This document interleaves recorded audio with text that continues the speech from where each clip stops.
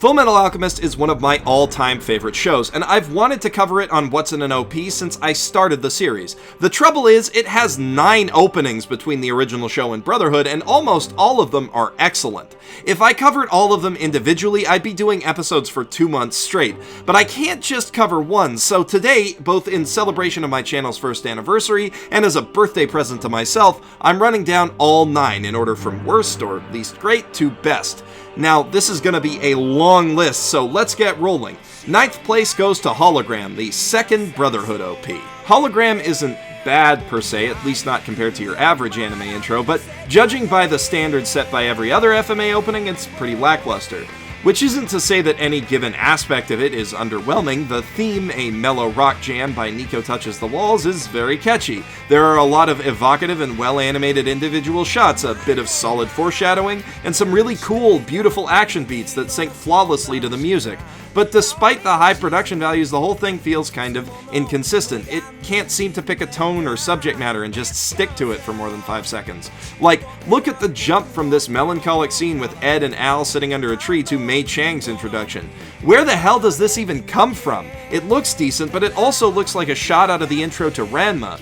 The OP can't even settle on a consistent color palette. It jumps from beautiful black and white to blue and green so oversaturated that they're practically neon, to dull, washed-out grays. The bright white daybreak that happens here could be used to bridge into almost any bright color, but definitely not a dull pastel pink gradient, and there's no way to go from that to blue skies again. On top of that, they have like 4 different blues for clear skies at around the same time of day. There's zero consistency here. The cuts in the first half of this OP are jarring to the point of distraction, which is a real shame since outside of Mei's appearance and the title, it's basically a minute and 30 seconds of pure Sakuga, and the montage of fight scenes at the end does a near perfect job of building hype and syncing to the theme song. If this were the opening to, say, Naruto, it'd be one of the best, but for FMA, it's not enough. In 8th place we have Melissa, the first OP of the original series, which isn't much better. Melissa seemingly suffers from a lot of the same problems as Hologram. Instead of having an overarching point, it's just a series of disconnected shots, including 2 protracted and painfully dull CGI shots that look like crap. The production values are way lower, so why does it rank above Hologram? For a few reasons. Firstly, it really nails the character moments. Each one gives you a strong emotional impression of what these characters are about, and in general, the OP tries to be inventive in how they're presented. Melissa also has some semblance of visual consistency, like the same art director handled the whole thing. Then there's the lighting. The original series has some incredibly strong lighting direction. In fact, I'd say that overall that's the one thing that it still has over Brotherhood, aside from handling Cho Tucker better. Here, that lighting is used as a motif, connecting all the disparate scenes on a thematic level. We start with a shot of Ed's arm grasping desperately for the light of the sun, which I'm pretty sure represents God or the state of godhood. Each character either faces toward this light or purposely looks away from it in a manner that's fairly telling. Ed and Al start facing away from it, ashamed, having performed human transmutation, but end up turning toward it as they begin their search for the truth in earnest. In the next shot, they look at it unflinchingly. Both the soldiers of Amestris and Scar have turned away from it, and are striding forward with grim determination, perhaps indicative of the sins that they've committed. The homunculi, meanwhile, come in to attack out of pitch darkness. When things are at their most dire for the brothers during the fight, the light is nowhere to be seen, so they end up making their own, very appropriate for atheistic heroes. So there's some strong symbolism here, but the last and most important factor is that we get a pretty sexy cheesecake shot of Winry as she wakes up in the morning. And Winry cheesecake is unfortunately a little hard to come by in these OPs, at least if you don't find it hot when women cry, like I do. In 7th place we have Undo, the original series' 3rd opening. Undo serves as an interesting counterpoint to Hologram. Outside 2 short fights, the production values are light here. There are a lot of totally still shots, and even the ones that are animated are kinda drab, but it's directed coherently and with clear intent, which puts it way ahead of the competition. Undo intentionally contrasts 3 different storylines. One of the Elrics enjoying their bright, idyllic childhood with Winry, one of them engaged in dark, bloody battles against chimeras, the regular kind and Greed's lackeys, and one of them waiting, bored, for a train to pick them up. The OP both charts how the Elrics' lives have changed and establishes, in broad strokes, the key components of the show's tone: lighthearted comedy, gritty violence, and some warm nostalgia. I'm particularly fond of how this OP uses the pocket watch. Normally the watch and the message inscribed in it are treated with a lot of weight, since it represents the brothers' promise to each other and their commitment to the military, but here we see Ed casually tossing it around like a toy. We also get a good look into what Al is going through. The still shots I mentioned before drive home the arduousness of life where you can never sleep. He gets a lot of alone time just sitting there while Ed dozes off, and tries his best to keep himself occupied by taking in nature.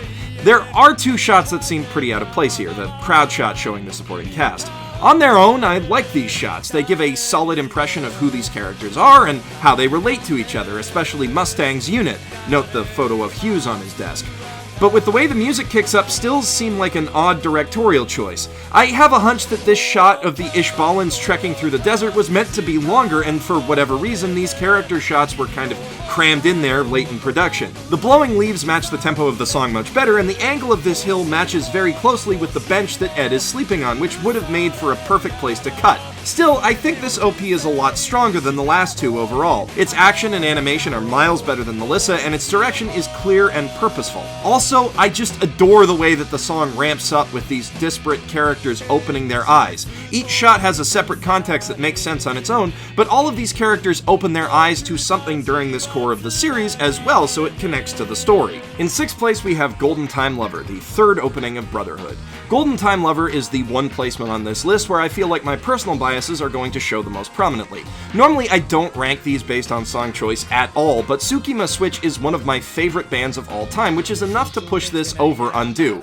Actually, I think Undo might be a smidge tighter in terms of its direction, but the other thing Golden Time Lover has going for it is slick editing, and as an editor myself, I can't help being taken by that.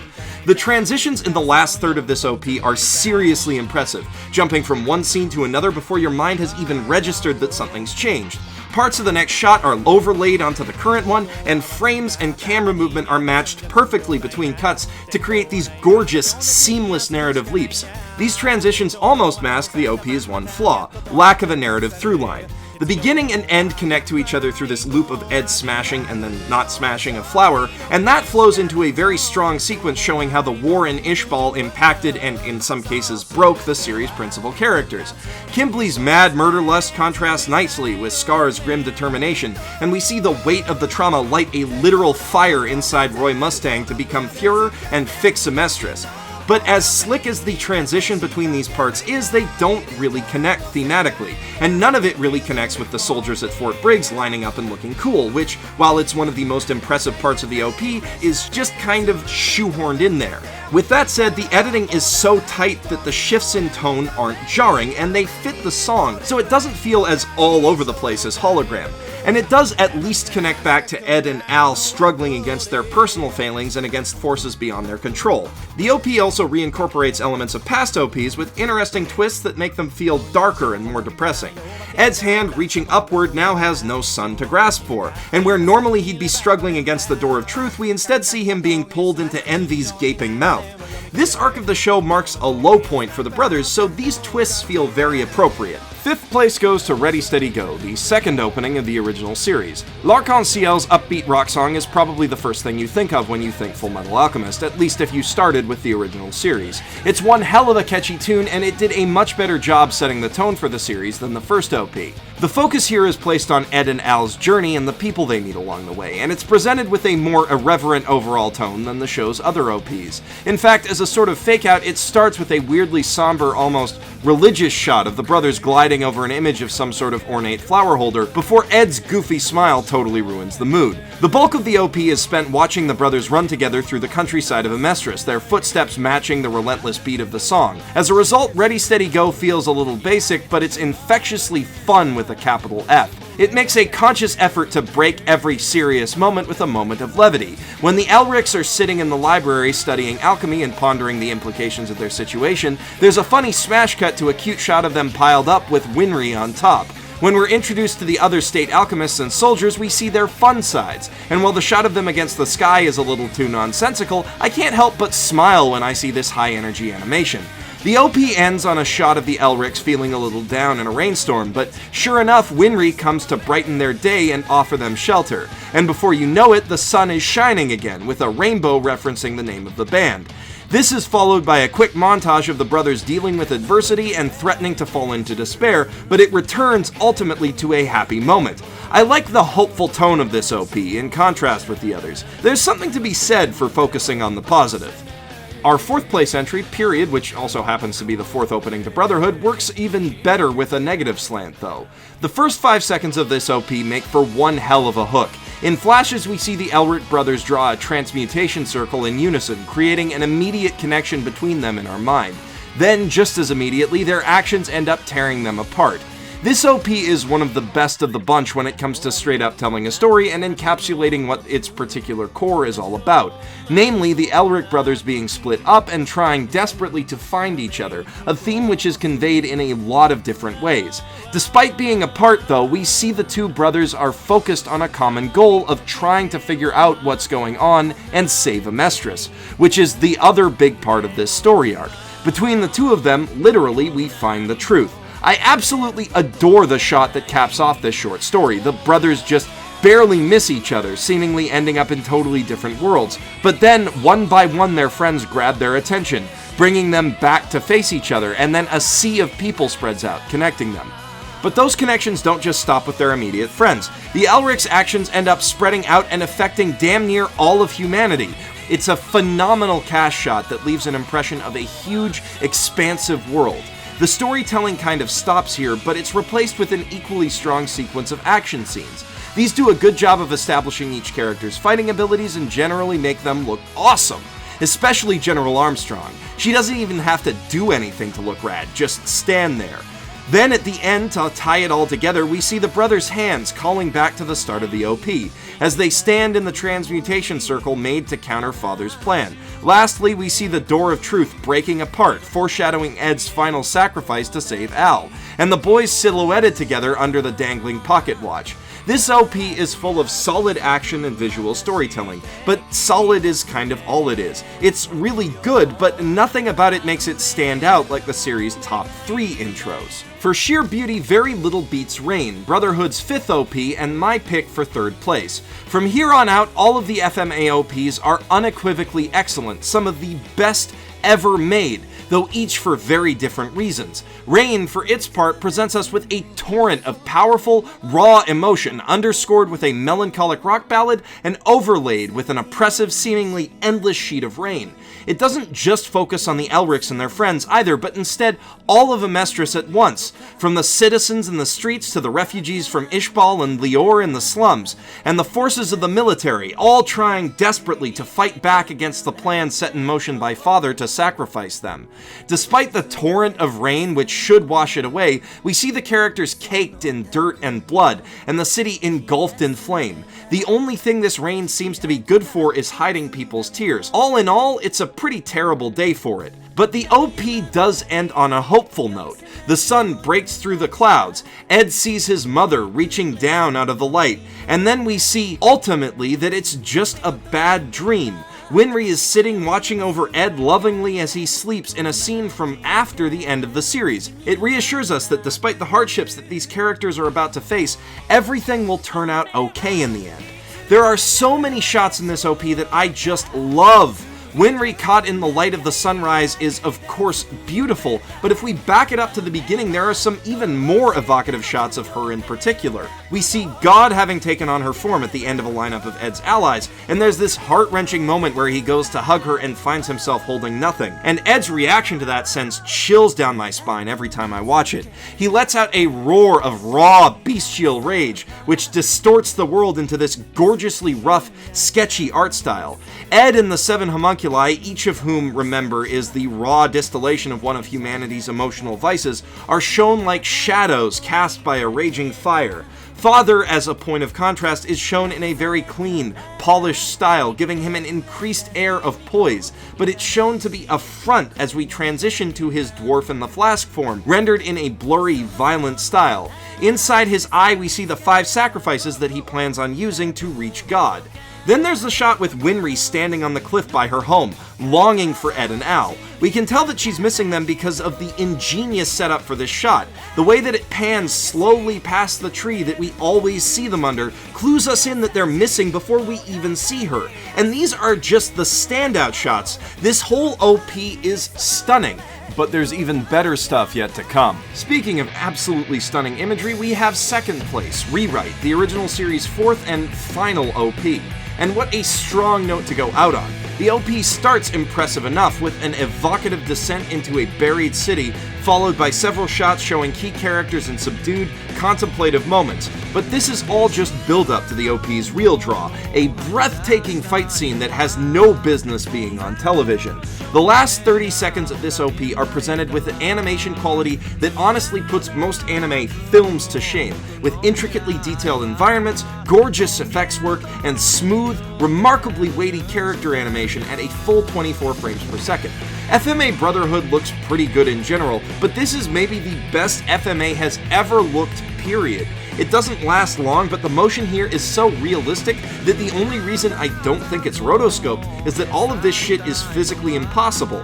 But I'll be damned if I don't believe every second of it. From Ed and Lust dropping 50 feet off a waterfall to Armstrong and Mustang laying waste to a horde of chimeras with fire and giant stone spikes, to Wrath's crazy, stretchy arms. Holy shit, do those ever look good. The fight choreography is really strong too. Every attack is very distinctive and hits hard. It's one hell of a climax that instantly gets you hyped to watch the show. And then there's this final shot of Ed looking back defiantly at the viewer, also animated in stunning detail despite the fact that Bones could easily get away with just making it a still. It practically challenges you to keep watching. I don't want to downplay how strong and evocative some of these shots are. Roy Mustang getting drunk and the final tilt up to the sun, now further away than ever, are particularly potent. But this animation steals the show. It's seriously awe-inspiring.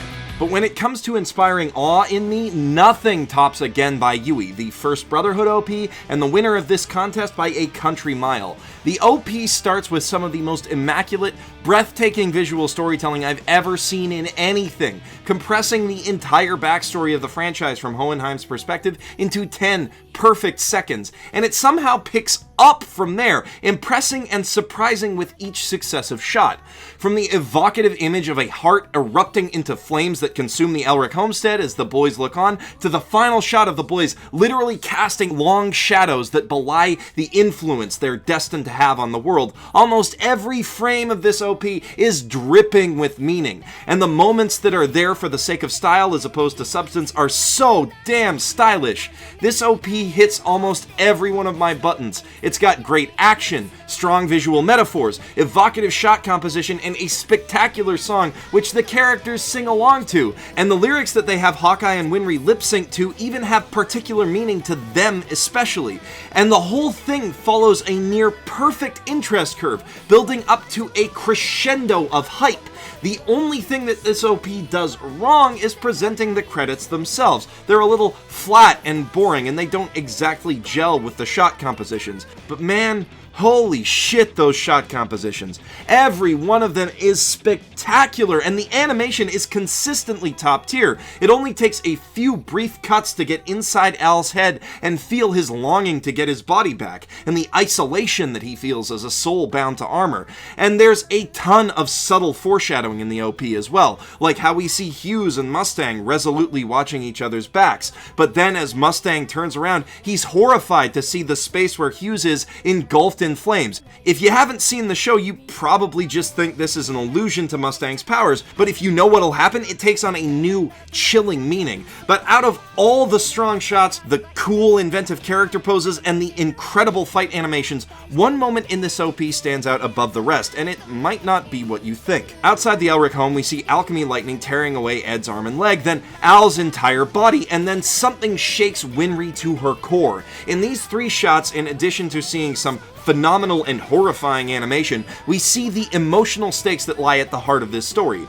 Like, the hook is that the brothers want to get their bodies back. That's easy enough to understand. But a huge theme throughout the series is that the brothers' actions have implications that reach far beyond them, and Winry is the primary indicator of the impact that they're having on the world. And here we see that alongside them, she's lost something vital but intangible, something that she doesn't fully understand and which won't be fully restored to her until the very end of the series. This OP and the show in general does a ton of world and plot building, but here, in this moment, it sets up the emotional through line of the entire story. And that's why I think Again is the absolute best in a series of absolutely incredible OPs. Its polished presentation impresses, man, does it ever impress, and it's packed to the brim with hidden meaning, but beyond that, it just fundamentally gets what FMA is about, and it does one hell of a job selling that to the viewer. But that's my take, and while I am the world's premier expert on anime openings, I'm sure a lot of you have your own favorite OPs from the series,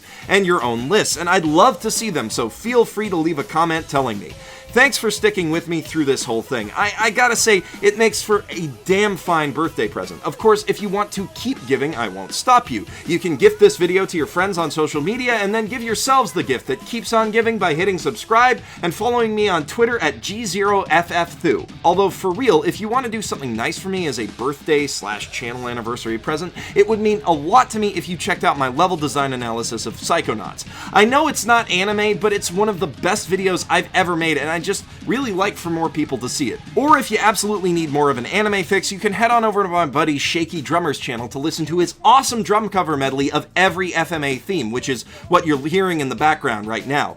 Those of you who are feeling especially generous might want to look at my Patreon page, where you can support me and help me make even more videos like this. The fine folks you're seeing on screen right now took that pledge already, at a pretty high reward tier to boot, and they have my deepest gratitude for that. Seriously, thank you for watching this, and if you've been here a while, thank you for sticking with me through what's been hands down the best year of my life. Having all of you in my life makes me happier than you can possibly imagine.